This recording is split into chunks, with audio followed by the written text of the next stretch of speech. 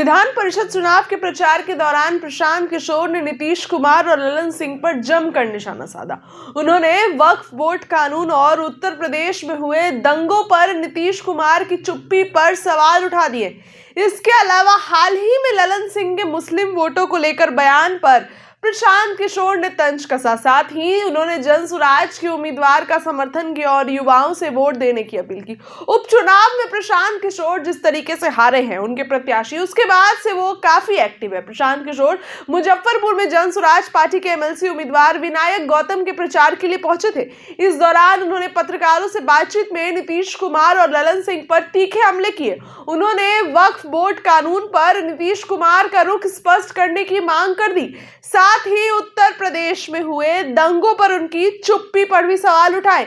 किशोर ने कहा कि जो लोग भाजपा के साथ हैं, मिलकर सरकार चला रहे हैं, वे अल्पसंख्यकों के हितों की बात नहीं कर सकते। उन्होंने कहा कि जनता की ताकत सबसे बड़ी ताकत होती है। प्रशांत किशोर ने नीतीश कुमार और ललन सिंह से सीधा सवाल कर दिया कि वे भाजपा के साथ सरकार चला रहे हैं और अल्पसंख्यकों की बात करते हैं, लेकिन उत्तर प्रदेश के दंगों पर चुप क्यों हैं। उन्होंने कहा कि ललन सिंह और नीतीश कुमार से पूछिए कि जो भाजपा के साथ है, गठबंधन करके बिहार में सरकार चला रहा है और अल्पसंख्यकों की बात करता है, उन्होंने उत्तर प्रदेश में हुए दंगों पर अब तक कोई बयान क्यों नहीं दिया।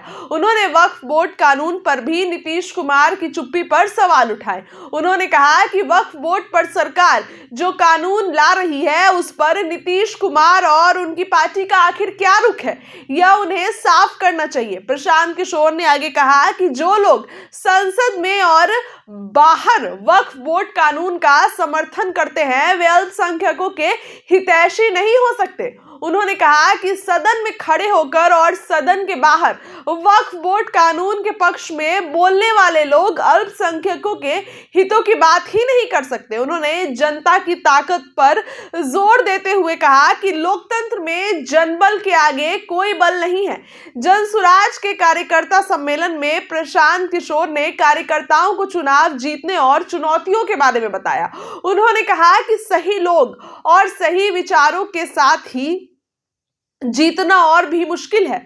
उन्होंने कहा कि पिछले 2 वर्षों में हम गांव-गांव घूमकर कह रहे हैं कि चुनाव जीतना बहुत कठिन है, लेकिन सही लोग और सही सोच के साथ चुनाव जीतना और भी ज्यादा कठिन है। उन्होंने बताया कि मुजफ्फरपुर में जनसुराज के 82,000 जो स्वेच्छा जुड़े हैं, इन्हें कभी पैसे देकर या माथे पर बंदूक रख के सदस्य नहीं बनाया गया, बल्कि स्वेच्छा से उन्होंने खुद ही जनसुराज का सदस्य बनने का निर्णय लिया, बल्कि अपने मन से निर्णय लिया। प्रशांत किशोर ने युवाओं और स्नातकों से ऐसे प्रतिनिधि चुनने की अपील की जो क्षेत्र के विकास के लिए काम करे, देश को आगे बढ़ाए, ना कि अपने स्वार्थ के लिए और परिवारवाद करे। उन्होंने युवाओं से अधिक संख्या में मतदान करने की अपील भी की। जनसुराज के उम्मीदवार हैं डॉक्टर विनायक गौतम। उन्होंने कहा कि गरीब मरीजों के इलाज की समस्याओं को दूर करेंगे और सरकार से उनका हक दिलाएंगे। उन्होंने कहा कि अगर वह चुनाव जीतते हैं तो गरीब मरीजों के इलाज के लिए खुद आगे आने वाली समस्याओं को दूर करेंगे